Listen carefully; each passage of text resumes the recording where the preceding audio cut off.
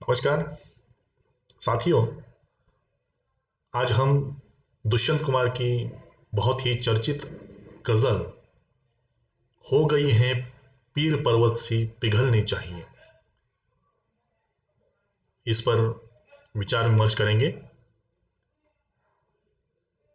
दुष्यंत कुमार दरअसल आधुनिक हिंदी गजल के क्षेत्र में एक ऐसा नाम है कि जिन्होंने पूरी तरह से गजल को नया आयाम दिया है, एक नया स्वरूप दिया है।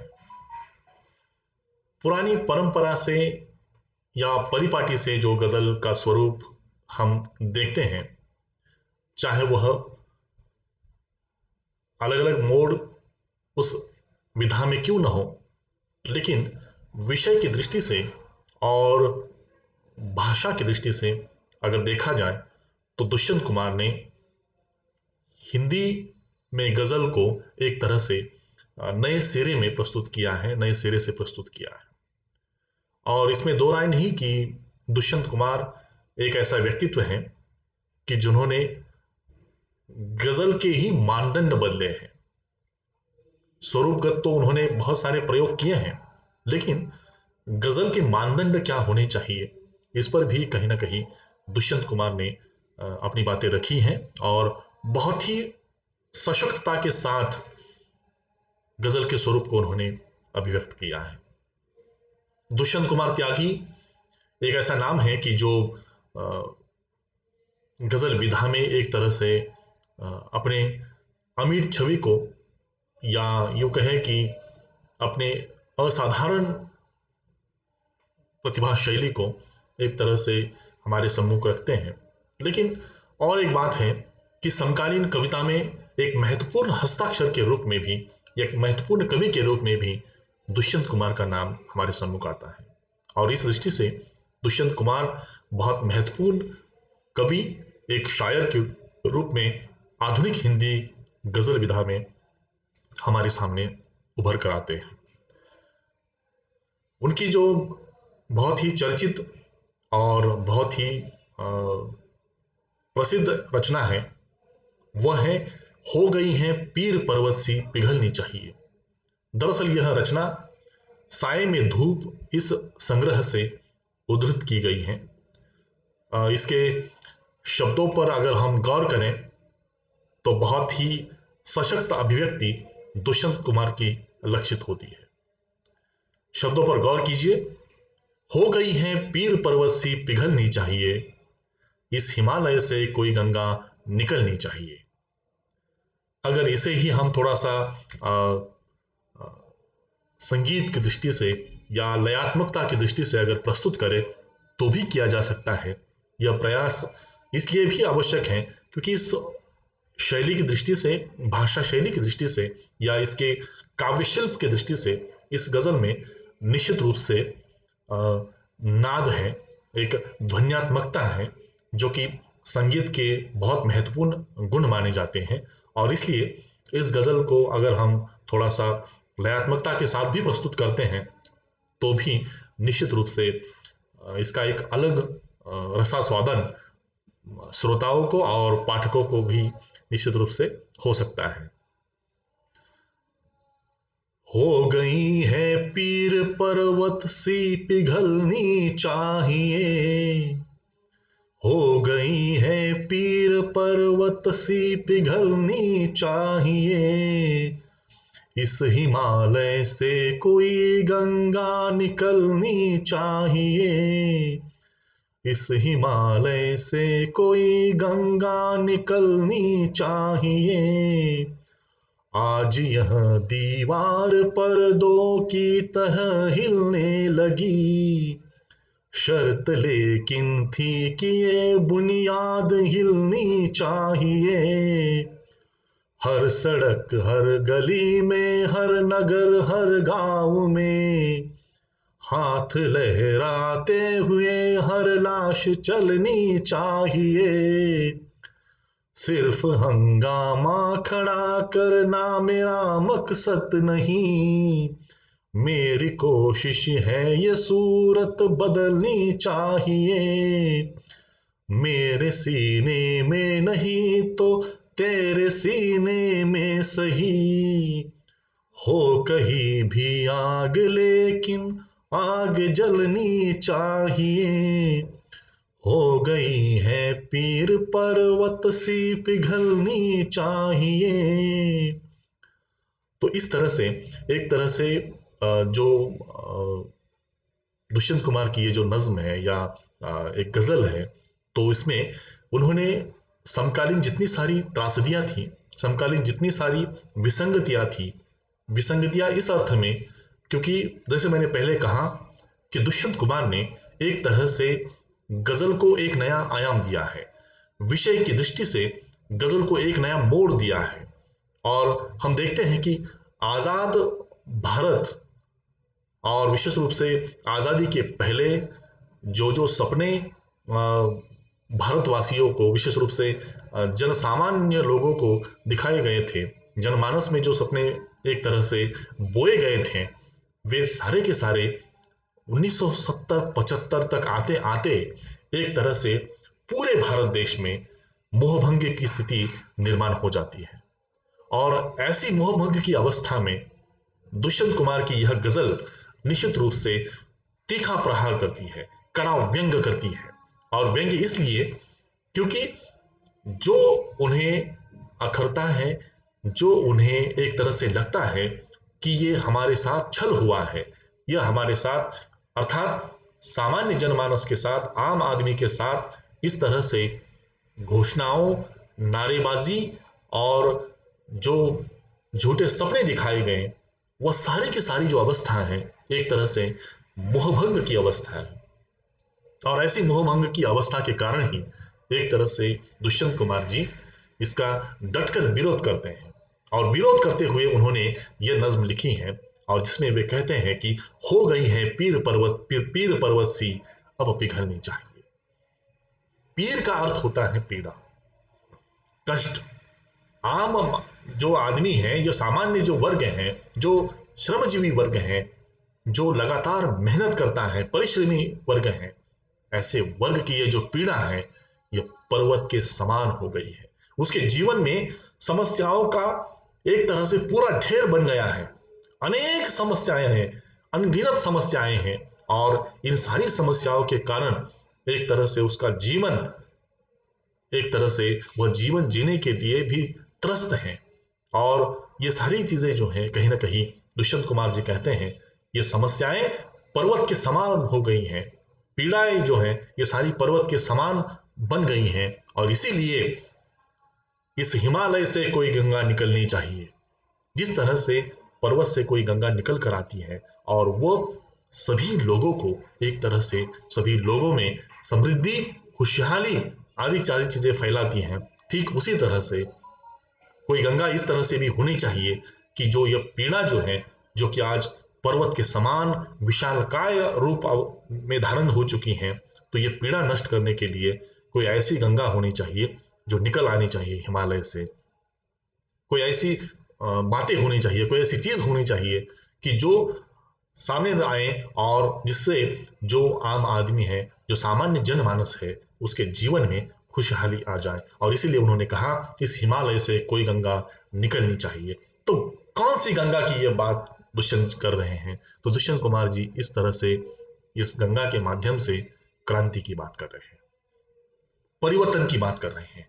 परिवर्तन की गंगा निकलनी चाहिए, क्रांति की गंगा निकलनी चाहिए। उन्हें लगता है कि अब तक तो सदियों से हम लोग सहते आए हैं, और आजाद जब नहीं थे, जब गुलामी में थे, तब गुलामी के संत्रास में भी हमें सपने दिखाए गए कि आजाद होने के पश्चात हमारे जीवन में आमूलचूल परिवर्तन आएगा, लेकिन ऐसा हुआ नहीं।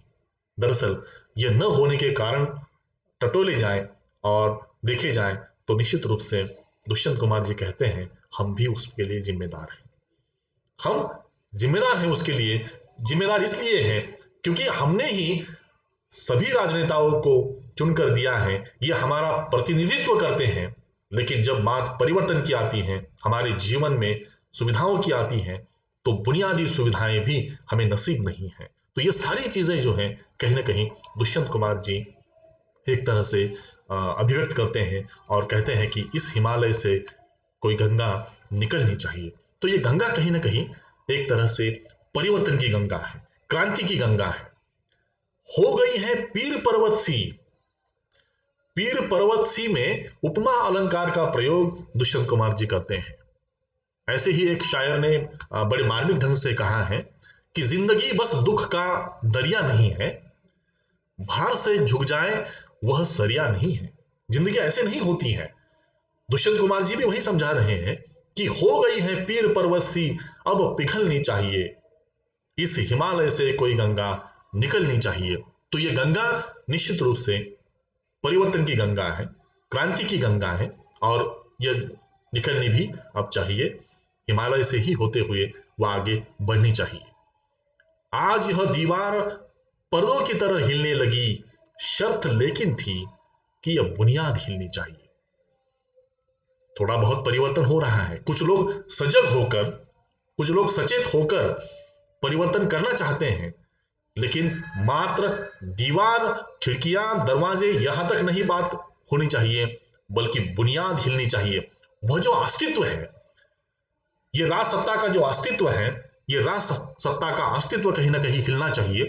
दरअसल एक बात यह भी देखी जा सकती है कि यह जो गजल लिखी गई, ये 1975 का समय है, और दुष्यंत कुमार जी जब ये गजल लिख रहे थे, हम सभी जानते हैं कि तत्कालीन जो समय है 1975 का, यह आपातकालीन समय है। भारत देश में आपातकालीन स्थितियां हैं, आपातकालीन जो स्थिति लागू है, ऐसे दौर में ये गजल लिखी जा रही है। तो स्वाभाविक है कि उन्होंने जो कहा कि शर्त लेकिन थी कि यह बुनियाद हिलनी चाहिए। समूल किसी चीज को लेकर, समूल किसी बात को लेकर परिवर्तन करना, यह सबसे अहम बात है दुष्यंत कुमार जी की दृष्टि से। और इसीलिए उन्होंने आगे कहा कि हर सड़क पर, हर गली में, हर नगर, हर गांव में हाथ लहराते हुए लाश चलनी चाहिए। हर सड़क पर, हर गली में, हर नगर, हर गांव में इसमें नादमयता है, अर्थात संगीतात्मकता है। शब्दों का जो प्रयोग देखिए, खड़ी बोली में ही यह गजल लिखी है, लेकिन खड़ी बोली का प्रयोग करते हुए भी इसमें एक तरह से जो नाद माधुर्य का प्रयोग दुष्यंत कुमार जी ने किया है, शब्दों में नाद माधुर्य भरा है, तो वह बहुत अनुपम है, वह बहुत ही अनूठा प्रतीत होता है। और इसीलिए कहा कि हाथ लहराते हुए हर लाश चलनी चाहिए। अब लाश तो चल नहीं सकती है, लेकिन फिर भी दुष्यंत कुमार जी कह रहे हैं कि लाश चलनी चाहिए। इसका मतलब यह है कि जो सदियों से सोया हुआ सामान्य मनुष्य है, जो आम आदमी है, जो सर्वहारा वर्ग है, यह सर्वहारा वर्ग एक तरह से अब उठ खड़ा होना चाहिए, और उसने क्रांति के लिए अब आवाज उठानी चाहिए। उसने अब शंखनाद करने की आवश्यकता है, परिवर्तन की मांग करने की आवश्यकता है, उसने क्रांति की बात करने की आवश्यकता है। और इसीलिए बहुत महत्वपूर्ण बात दुष्यंत कुमार जी कहते हैं कि हर लाश अब चलनी चाहिए। तो लाश कब चल सकती है? लाश तभी चल सकती है कि जब वह स्वयं का जो अस्तित्व है, स्वयं के अस्तित्व को एक तरह से समझकर और पूरी तरह से उसके अनुरूप स्वयं का अस्तित्व एक बार उसके बारे में सचेत हो जाए, जागृत हो जाए। ऐसी अवस्था में ही आम आदमी संघर्ष कर सकता है, शंखनाद की बात कर सकता है, क्रांति की बात कर सकता है। और इसीलिए उन्हें अपेक्षा यही है कि हर लाश जो है अब चलनी चाहिए। और आगे वे कहते हैं कि सिर्फ हंगामा खड़ा करना मेरा मकसद नहीं, मेरी कोशिश है कि यह सूरत बदलनी चाहिए। दुष्यंत कुमार जी बहुत ईमानदारी से अपनी बात को रखते हुए कहते हैं कि हंगामा खड़ा करना मेरा कोशिश, मतलब बिल्कुल मकसद नहीं है। क्या कोशिश है उनकी? तो उनकी कोशिश है कि यह सूरत बदलनी चाहिए। ये जो माहौल है, इस माहौल में बदलाव आना चाहिए, क्योंकि घोषणा और नारेबाजी यह उद्देश्य उनका कतई नहीं है। उनका उद्देश्य है कि जो सारी चीजें जो सदियों से लगातार हम पर थोपी जा रही हैं, और आजादी के बाद जो हमारा मोहभंग हुआ है, भारतीय जनसामान्य जो वर्ग है, उस वर्ग का जो एक तरह से मोहभंग हुआ है, कहीं ना कहीं उसके बारे में दुष्यंत कुमार जी कहते हैं कि हमारी कोशिश यह है कि सूरत बदलनी चाहिए, सूरत बदलनी चाहिए, बुनियादी परिवर्तन होना चाहिए, बुनियादी बदलाव होना चाहिए। तब जाकर कहीं ना कहीं एक तरह से ये चीज़ महसूस की जा सकती है। और हंगामा तो करने वाले बहुत सारे होते हैं। इस तरह से बहुत सारे ऐसे लोग होते हैं कि जो मात्र घोषणाएं करते हैं, नारेबाजी करते हैं और लोगों को एक तरह से आश्वस्त करने का काम करते हैं। लेकिन जब बात आती है उन घोषणाओं की पूर्ति की, तब वे दूर हटते हैं, अपने आप से कन्नी काट लेते हैं। ऐसे लोग भी, ऐसे राजनेता भी समाज में बड़ी मात्रा में हैं। और दुष्यंत कुमार जी को यही लगता है कि इन सभी लोगों को एक तरह से ऐसी जो व्यवस्था है, ऐसी जो सिस्टम है, कहीं ना कहीं इसे ही अब हमें दूर करना होगा। और यही उनका उद्देश्य है। और इसीलिए उन्होंने कहा कि मेरा मकसद ये है कि सूरत बदलनी चाहिए। तो सूरत तभी बदली जा सकती है, सूरत तभी बदल सकती है कि जब हर लाश कहीं ना कहीं चलने लगेगी। हर एक व्यक्ति के मन में, जो सामान्य से सामान्य तबका है, ऐसा व्यक्ति जब इस तरह से अपनी बात अ, अ, सचेत होकर प्रस्तुत करेगा, जागरूक होकर प्रस्तुत करेगा, तब जाकर कहीं ना कहीं ये परिवर्तन की स्थितियां या क्रांति की स्थितियां जो है वो संभव हो सकती है। अंतिम पंक्तियों में कहते हैं, मेरे सीने में नहीं तो तेरे सीने में सही, हो कहीं भी आग, लेकिन आग जलनी चाहिए, चाहे जहां भी हो। अगर मैं इसलिए सचेत होकर नहीं कर पा रहा हूं कुछ, मैं क्रांति की बात नहीं कर पा रहा हूं, मैं शंखनाद की बात नहीं कर पा रहा हूं, तो ठीक है। लेकिन ये आग जो है, ये आग तुम्हारे हृदय में भी अगर जलती है और तुम उस चिंगारी को हवा देते हो, तो भी ठीक है। उतना ही उद्देश्य है कि कहीं ना कहीं यह आग जलनी चाहिए। ये बहुत महत्वपूर्ण बात दुष्यंत कुमार जी इस गजल में प्रस्तुत करते हैं। यहाँ एक चीज सामान्य है कि यहाँ दो चीजें यहाँ बहुत स्पष्ट रूप से सामने आती है। एक तो भ्रष्टाचार की समस्या है, बेरोजगारी की समस्या है, या फिर घरानेशाही की समस्या है। राजनीति में लगातार एक के बाद एक अपने ही घर से या परिवार से संबंधित सारे लोग राजनीति में हैं। तो दुष्यंत कुमार जी ये सारी समसामयिक जो विसंगतियां हैं, इन विसंगतियों को एक तरह से पीड़ा के रूप में देखते हैं कि जो पर्वत के समान विशालकाय हो गई हैं, अब उसमें बदलाव चाहते हैं, उसमें परिवर्तन चाहते हैं। कि इसमें कहीं ना कहीं जब तक बदलाव नहीं होता है, तब तक एक तरह से आम आदमी जब तक खुश हो नहीं सकता है, सर्वहारा जो वर्ग है वह खुश नहीं हो सकता है, तब तक निश्चित रूप से देखा जाएगा कि समाज में क्रांति की बात नहीं हो सकती है, परिवर्तन की बात नहीं हो सकती है। और परिवर्तन अगर करना है, क्रांति अगर करनी है, तो सबसे पहले ये सारी चीजें घटित होनी चाहिए। और सामान्य रूप से अगर देखा जाए तो इस गजल में जो राजनीतिक मोहभंग है वह एक तो लक्षित होता है। यह गजल की विशेषता है इस गजल की, कि इसमें राजनीति के कारण जो जो सामान्य वर्ग का मोहभंग हुआ है उसे दुष्यंत कुमार जी ने प्रस्तुत किया है। साथ ही साथ क्रांति के लिए लोगों से आह्वान किया है। एक तरह से परिवर्तन करना है तो क्रांति कीजिए। आप परिवर्तन चाहते हैं समाज में, इस व्यवस्था के खिलाफ डटकर खड़े होना होगा, तब जाकर परिवर्तन हो सकता है। यह सारा आह्वान जो है, क्रांति का आह्वान दुष्यंत कुमार जी कर रहे हैं। साथ ही साथ एक प्रतिबद्ध कवि के रूप में, एक प्रतिबद्ध शायर के रूप में दुष्यंत कुमार जी जनता की पक्षधरता कर रहे हैं। इस गजल के माध्यम से जनता की पक्षधरता उन्होंने की है, और साथ ही साथ समसामयिक परिवेश को उन्होंने चित्रित किया है। जो सारी विसंगतियां अपने समय में थी, समाज में व्याप्त थी, उन सारी विसंगतियों को दुष्यंत कुमार जी एक तरह से इस कविता में चित्रित करते हैं।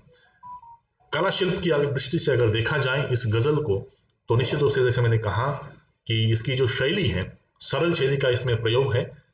सरल शैली होने के बावजूद भी कुछ शब्द जो है इसमें संगीतात्मकता को दर्शाते हैं। साथ साथ शब्द विधान खड़ी बोली में यद्यपि किया गया है, लेकिन खड़ी बोली में होने के बावजूद भी बहुत ही सटीक और मार्मिक ढंग से उन्होंने इस गजल को प्रस्तुत किया है। और साथ साथ उपमा अलंकार, जैसे मैंने कहा कि पीर पर्वत सी में उपमा अलंकार का भी उन्होंने प्रयोग किया है। तो कला और भाव दोनों को एक तरह से सूत्रबद्ध करते हुए दुष्यंत कुमार जी ने यह गजल लिखी है। बहुत ही मार्मिक ढंग से उन्होंने इस अभिव्यक्ति को अंजाम दिया है। बहुत अच्छी गजल है और निश्चित रूप से इसका लुत्फ उठाना चाहिए। धन्यवाद।